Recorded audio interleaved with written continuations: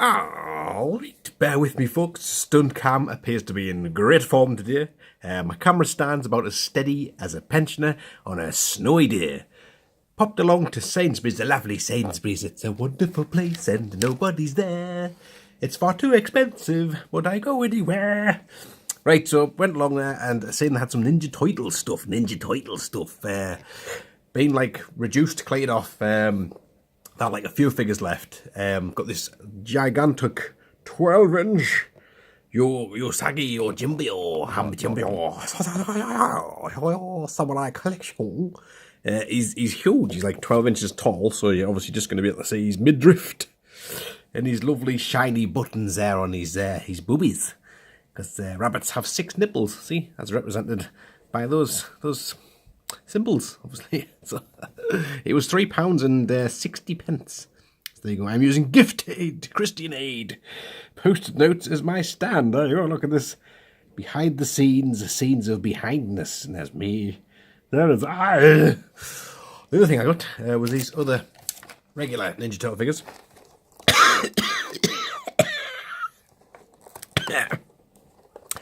Tell I haven't done a video in a while. I've forgotten how to breathe. So this is an Ninja Turtle, and obviously you'd be thinking, oh well, these will be cheap because obviously they've fallen off their packet. See, that is not the case.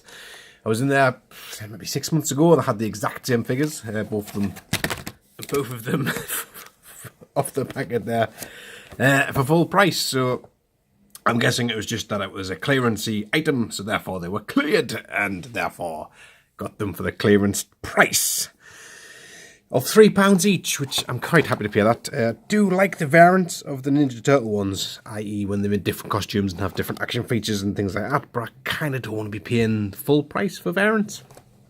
So £3 out of the moon. Bear with it. Now, one thing that is a bit concerned, I have noticed when I'm out and about and stuff, looking around for toys, you do get the odd ones like this where they are coming off the packets and stuff. Now, I'm assuming that this is because of cost-cutting measures where they're using a slightly less adhesive or cheaper adhesive to keep the thing on the card back, which is kind of going to make toys like your mock collectors are going to be crying, aren't they? Because they're going to be like, I wanted a lovely mock collection of Ninja Turtles and I've ended up with a loose collection of Ninja Turtles, even though I've tried my best to keep them in their packet. So I've always been an opener.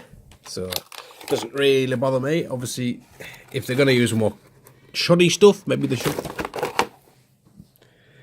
The jug of life. Didn't really want to show you my pink jug, but there you are. There it was. So the Pokemon wall. Do admire that, admire it, or just enjoy that at your leisure. Whilst I'm removing Leonardo's swords from his pocket, and he has a twiddly tie, which is was a lot more common in the sort of early 2000s, wasn't it? These days they tend to put the Kimball things in. And he's got twiddle ties and elastic bands, so they didn't scrimp on keeping them in his bubble, I guess, in the end.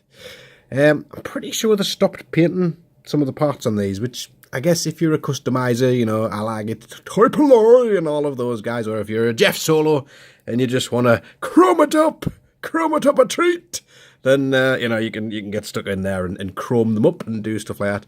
I haven't quite got that far with it. I don't know, I don't know.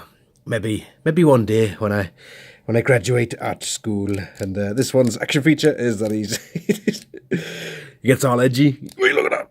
I'll kill you. Get off me chips. It would have been nice if they kind of popped out a little bit further. I mean, it kind of reminds me of that guy. Remember that guy who could make his eyes pop out? Remember him? Boink. That's pretty good. I do like little action features like this, which don't really sort of interrupt the toys, kind of playability, kind of plausibility and stuff. You do kind of get a pretty bad looking green knob on his back, but I can live with that. I'm happy with that. That's for all the fun in the world.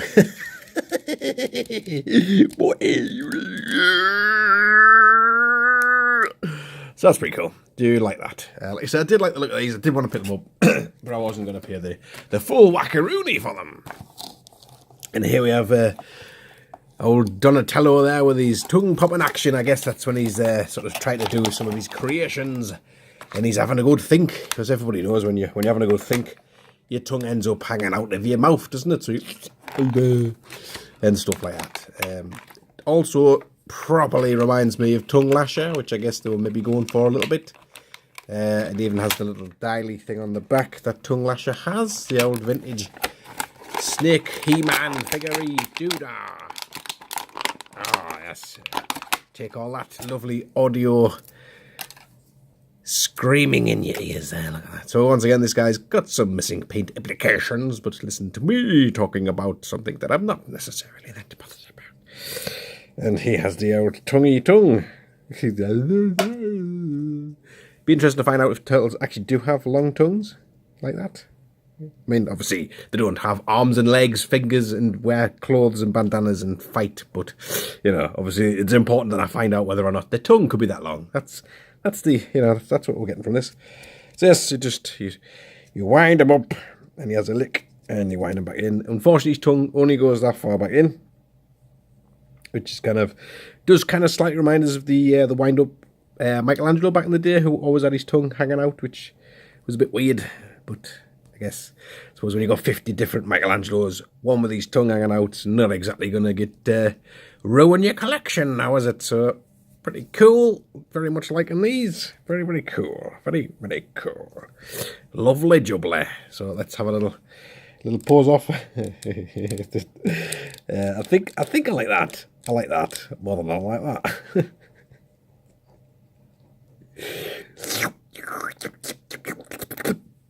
Tastes like vinegar.